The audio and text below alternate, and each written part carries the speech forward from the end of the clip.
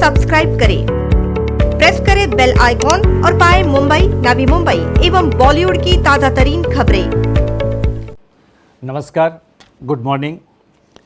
Today, humanity faces perhaps the trial of its time as COVID-19 grips the world with its deadly embrace. Everywhere, as also in India, the mission is to do whatever it takes to prevent the epidemiological curve from steepening any further. In this kind of an environment, the Reserve Bank of India has been very proactive and has been monitoring the situation very closely. The evolving situation is being monitored very closely, and you would have noticed that from time to time, almost every second day or third day, the Reserve Bank is coming out with certain announcements. Now, in this kind of environment, I thought it was necessary that I speak to a wider audience and convey the resolve of the Reserve Bank of India, our approach and how we are going forward. Today, I propose to make certain announcements, and the statement is a bit long, as I said last time, because I have tried to make it as self-explanatory as possible, and so that there is adequate clarity, and since we are not able to hold a press conference, the meaning and the details are conveyed to the maximum extent possible. So as I just said, everywhere, as also in India, the mission is to do whatever it takes to prevent the epidemiological curve from steepening any further. Human spirit is ignited by the resolve to overcome the pandemic. It is during our darkest moments that we must focus on the light. As Mahatma Gandhi said in his famous address at Kingsley Hall, London in October 1931, and I quote Mahatma Gandhi, "In the midst of death, life persists. In the midst of untruth, truth persists. In the midst of darkness, light persists."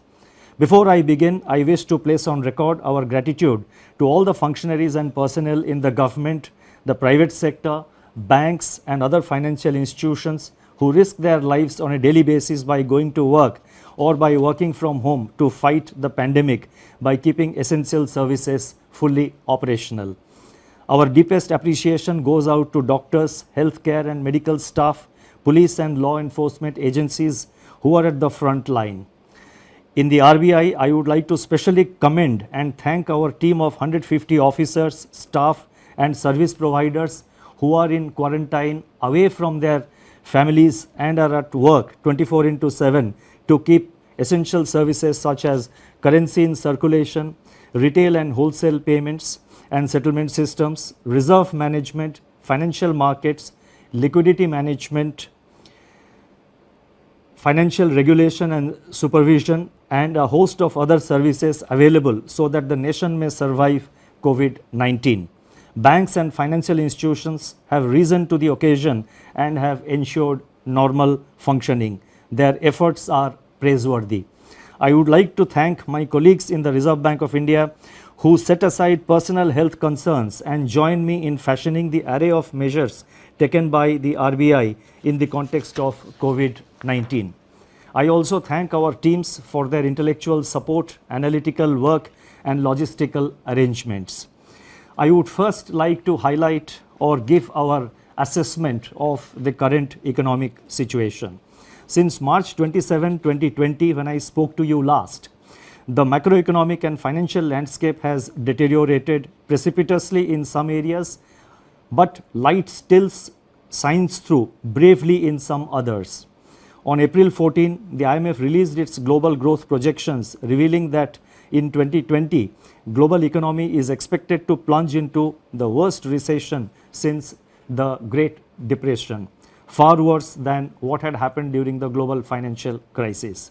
The IMF's economic counselor has named it the Great Lockdown, estimating the cumulative loss to global GDP over 2020 and 21 at around $9 trillion, which is greater than the economies of Japan and Germany combined.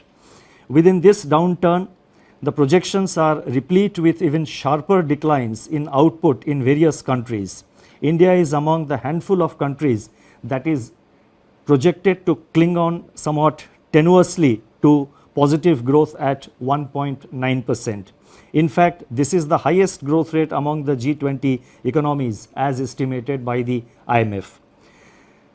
The World Trade Organization sees world merchandise trade contracting by as much as 13 to 32%. I repeat, 13 to 32% in 2020.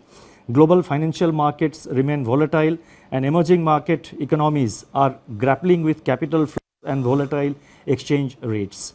Crude oil prices remain in a state of flux despite the agreement on production cuts by OPEC plus countries. For 2021, the IMF projects sizable V-shaped recoveries, close to 9 percentage points for the global GDP. India is expected to post a sharp turnaround and resume its pre-COVID, pre-slowdown trajectory by growing at 7.4% in 2021-22. Over the last 3 weeks, there have been a few data releases on domestic developments, but they are too disjointed to allow a comprehensive assessment of the state of economy. Yet, there are a few slivers of brightness among the encircling gloom. In my statement of March 27, I had referred to continuing resilience of agriculture and allied activities on the back of all-time highs in production of food grains and horticulture, with huge buffer stocks of rice and wheat far in excess of the buffer norms. By April 10, pre-monsoon kharif sowing had begun strongly, with acreage of paddy, which as you know is the principal kharif crop, up by 37% in comparison with the last season, that is in comparison with the kharif of 2019. States such as West Bengal, Telangana, Odisha, Assam, Karnataka and Chhattisgarh are leading in sowing activity despite the lockdown. On April 15, the India Meteorological Department IMD forecast a normal southwest monsoon for 2020 season, with rainfall expected to be 100% of the long period average. These are early developments and they bode well for our rural demand, supported as they are by accelerating fertilizer production, which was noticed up to February 2020. The robust growth of 21.3% in tractor sales up to February 2020 as against a contraction of 0.5% in the corresponding period of the previous year may provide an offset to farm labor shortage on account of the lockdown. In other production sectors, the situation is more somber. On April 9, the Index of Industrial Production for February was released, showing that industrial output accelerated to its highest rate in 7 months.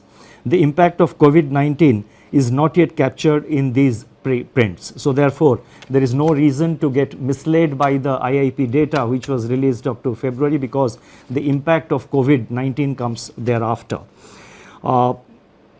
More tellingly, however, the revival in electricity generation, a coincident indicator of demand that had commenced from January 2020, has been halted by a sharp fall in daily demand in the range of 25 to 30% after the lockdown announcement on March 25th. Automobile production and sales, port freight traffic declined sharply in March, as recently released data indicates. The Manufacturing Purchasing Managers Index, that is PMI for March 2020, which was released on April 2, was the lowest in last 4 months. Notably, suppliers' delivery time lengthened for the first time in 5 months, indicating supply disruptions. The April 6 release showed that services PMI declined into contraction in March 2020, pulled down by a sharp downturn in export business, new domestic orders and employment. In the external sector, the contraction in exports in March 2020 at minus 34.6% has turned out to be much more severe than during the global financial crisis.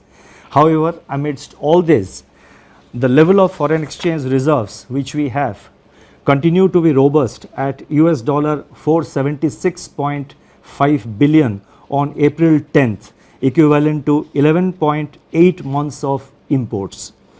Turning to the status of banking operations since the nationwide lockdown was imposed by the Government of India, the RBI has taken a number of steps to ensure normal business functioning by the entire banking sector. As a result, payment infrastructure is running seamlessly. Banks have been required to put in place business continuity plans to operate from their disaster recovery sites and or to identify alternate locations for critical operations so that there is no disruption in customer services.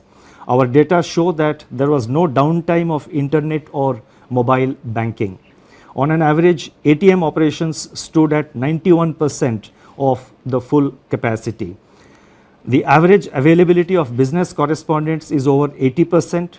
Regional offices of RBI have supplied fresh currency of rupees 1,20,000 crores from March 1 till April 14th to currency chests across the country to meet increased demand for currency in the wake of COVID-19 pandemic. Banks have indeed risen to the occasion by refilling the ATMs regularly despite several logistical challenges. In my statement of March 27, I had indicated that together with the measures announced on March 27, the RBI's liquidity injection was about 3.2% of GDP since February 2020 MPC meeting. And as you would recall, the February 26, the February MPC meeting, the announcements were made, if I recall correctly, on 6th of February. So from 6th February 2020 till till March 27th, including the announcement made on March 27th, RBI had injected injected liquidity of an amount equivalent to 3.2% of our GDP. Since then, that is since March 27th, surplus liquidity in the banking system has increased sharply in the wake of sustained government spending. Systemic liquidity surplus as reflected in net absorptions. I am talking about net absorptions, that is the difference between the taking into account both the reverse repo and the repo. So therefore, the systemic liquidity surplus as reflected in net absorptions under the LAF averaged at about rupees 4.36 lakh crore during the period March 27th to April 14, 2020. As announced on March 27, the RBI undertook 3 auctions of targeted term repo operations, that is TLTRO, injecting cumulatively rupees 75,041 crore to ease liquidity constraints in the banking system and distress financial markets. Another TLTRO auction of rupees 25,000 crore is being conducted today. In response to these auctions, financial conditions, now this is very important, in response to these conditions, financial conditions have eased. I correct myself, in response to these auctions, financial conditions have eased considerably as reflected in the spreads on money and bond market instruments. Moreover, activity in the corporate bond market has picked up appreciably with several corporates making new issuances. There are also some indications that redemption pressures faced by the mutual funds have also somewhat moderated. Against this background, and as I mentioned that we have been constantly monitoring the situation after considerable internal deliberation and after monitoring the evolving situation, and in our effort to see that the financial system is fully functional, the markets are fully functional, we have in RBI decided to announce certain additional measures, and I would now like to elaborate upon them.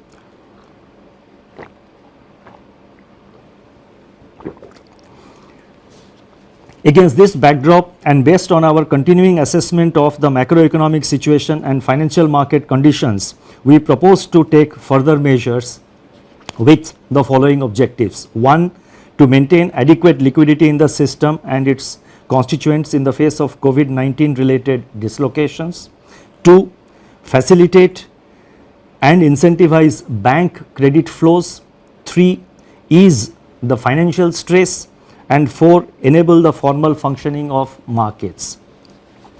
The first set of measures relate to liquidity management.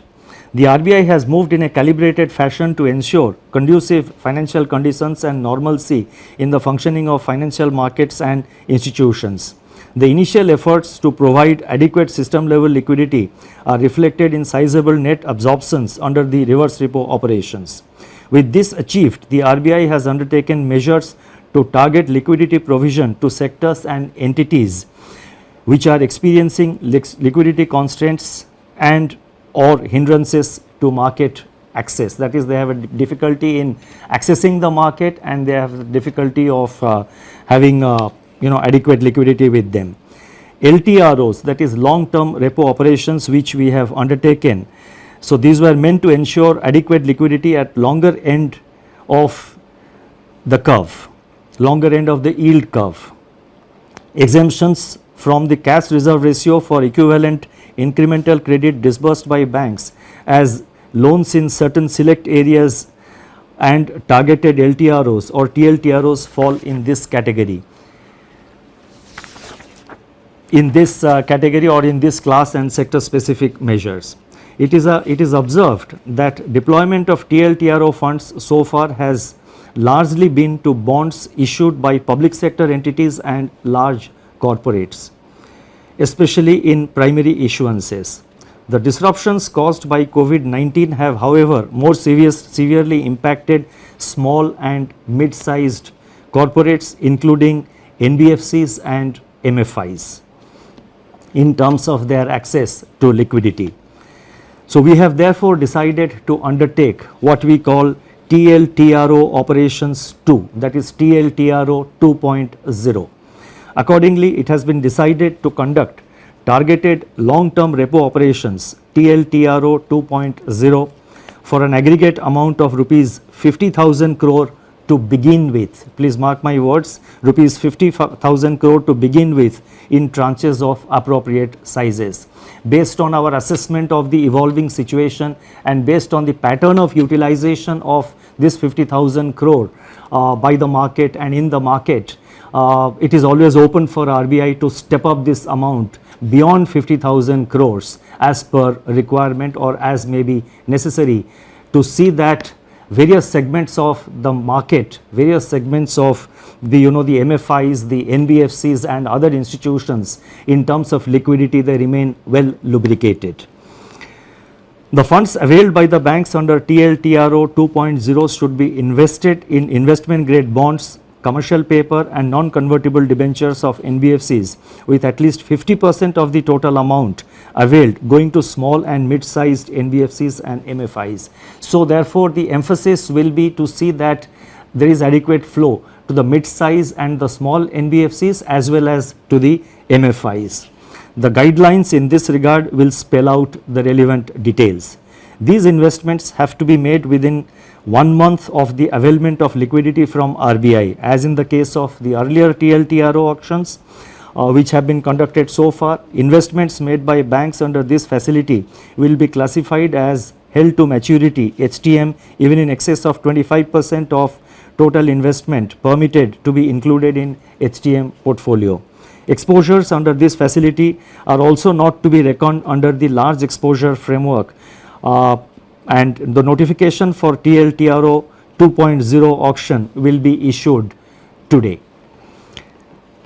The next announcement relates to refinancing facilities for all India financial institutions like NABARD, SIDBI and the National Housing Bank. All India financial institutions such as NABARD, SIDBI and National Housing Bank play an important role in meeting the long-term funding requirements of agriculture and the rural sector, small industries, housing finance companies, MFIs and NBFCs. These all India financial institutions normally raise resources from the market through specified instruments which are allowed by the Reserve Bank of India, in addition to of course relying on their own resources. In view of the tightening of financial conditions in the wake of COVID-19 pandemic, these institutions are today facing difficulties in raising resources from the market.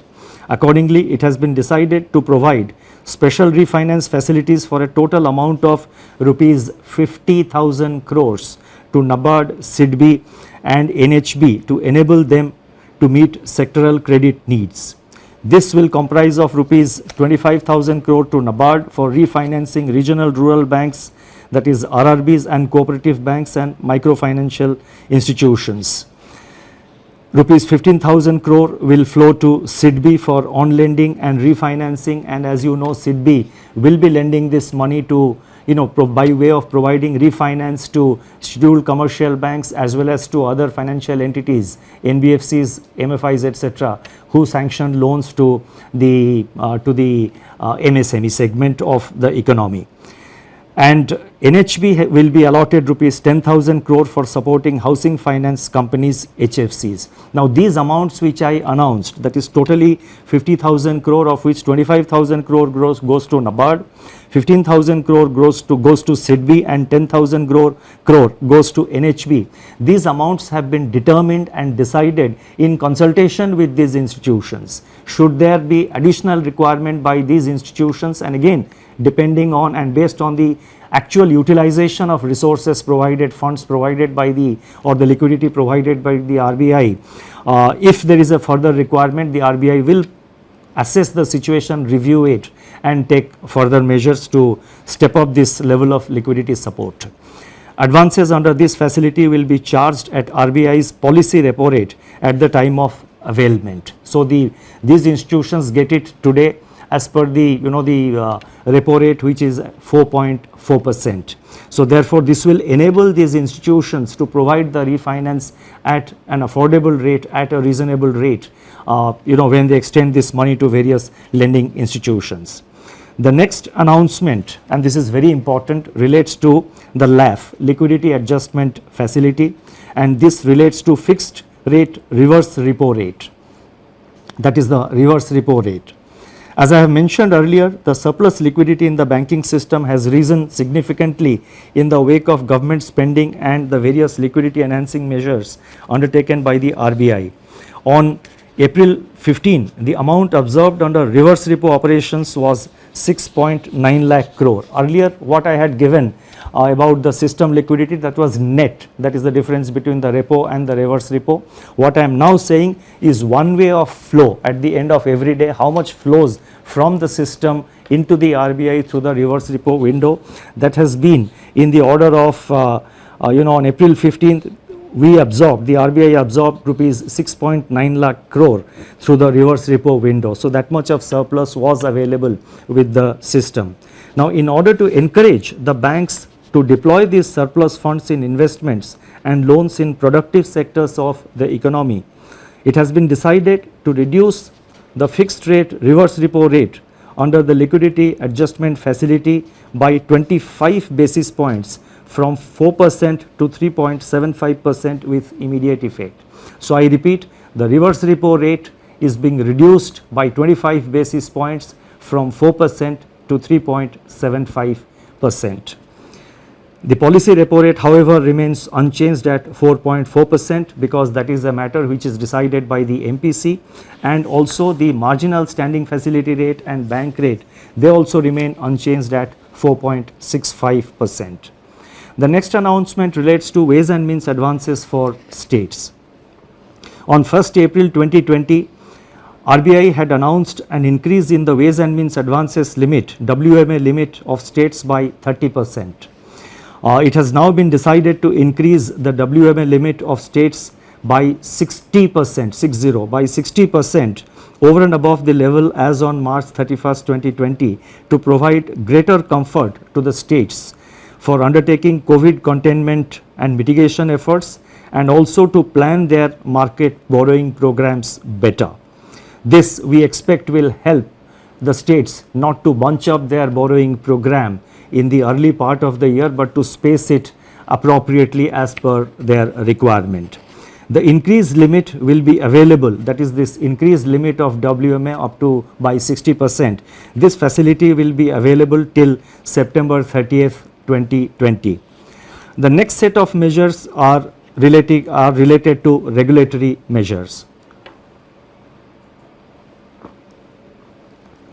On March 27, 2020, the Reserve Bank had announced certain regulatory measures to mitigate the burden of debt servicing brought about by disruptions on account of COVID-19 and to ensure the continuity of viable businesses.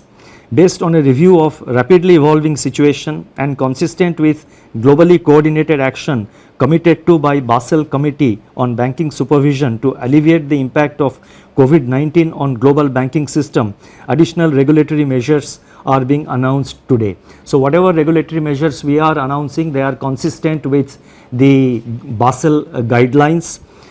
The first measure under this category of regulatory measures, they relate to asset classification. Economic activity has come to a standstill during the period of the lockdown. Now, as I go with these announcements, I request your patience, because in the concluding paragraphs, in the concluding 2 or 3 paragraphs to which I will come very shortly, I have attempted to give some kind of a forward guidance on certain aspects. So, I request your patience.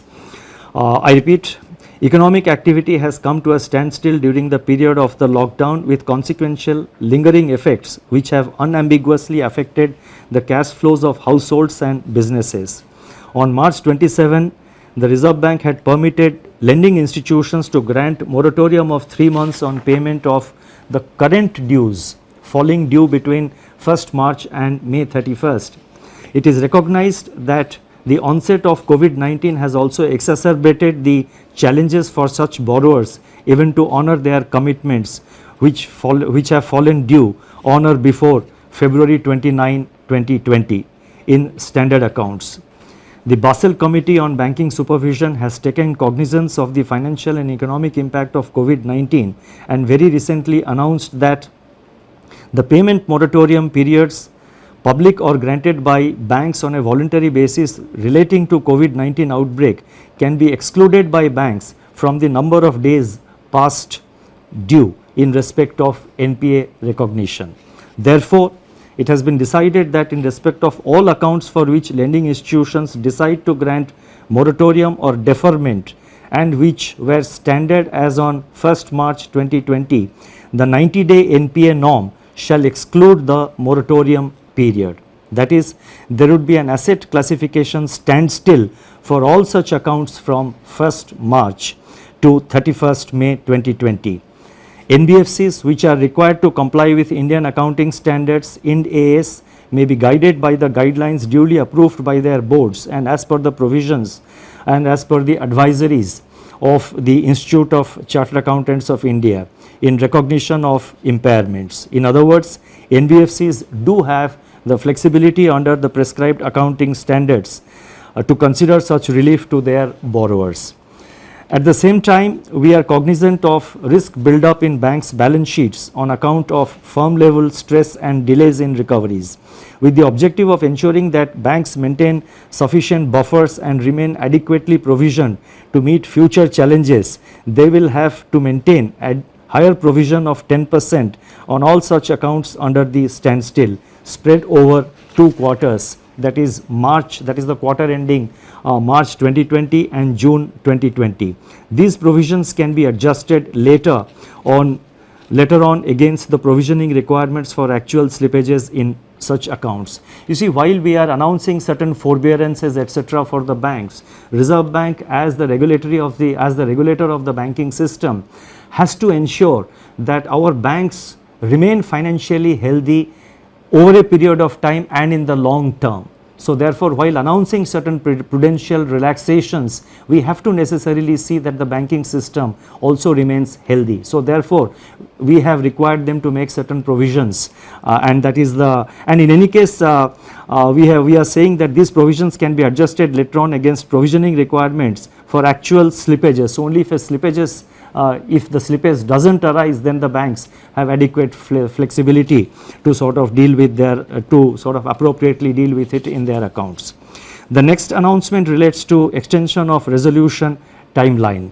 Under RBI's prudential framework of resolution of stressed assets dated June 7, 2019, in the case of large accounts under default, scheduled commercial banks, all India financial institutions, NBFCs which are non-deposit taking but systemically important, and deposit taking NBFCs are currently required to hold an additional provision of 20% if a resolution plan has not been completed within 210 days from the date of such default. Recognizing the challenges to the resolution of stressed assets in the current volatile environment, it has been decided that the period of resolution plan shall be extended by 90 days. The details of this announcement will of course be spelled out in the circular which will be issued. The next announcement relates to distribution of dividend. It is imperative that banks conserve capital to retain their capacity to support the economy and absorb losses in an environment of heightened uncertainty. It has therefore been decided that in view of the COVID-19 related economic shock, scheduled commercial banks and cooperative banks shall not make any further dividend payouts from profits pertaining to the financial year ended 31st March 2020 until further instructions. This restriction shall however be reviewed on the basis of the financial position of banks for the quarter ending September 30, 2020. The next announcement relates to LCR, liquidity coverage ratio. The Reserve Bank, and this is this is a norm which has been prescribed for the banks, as you would know. Reserve Bank has been proactively taking measures to address systemic liquidity issues through a slew of monetary and market operations.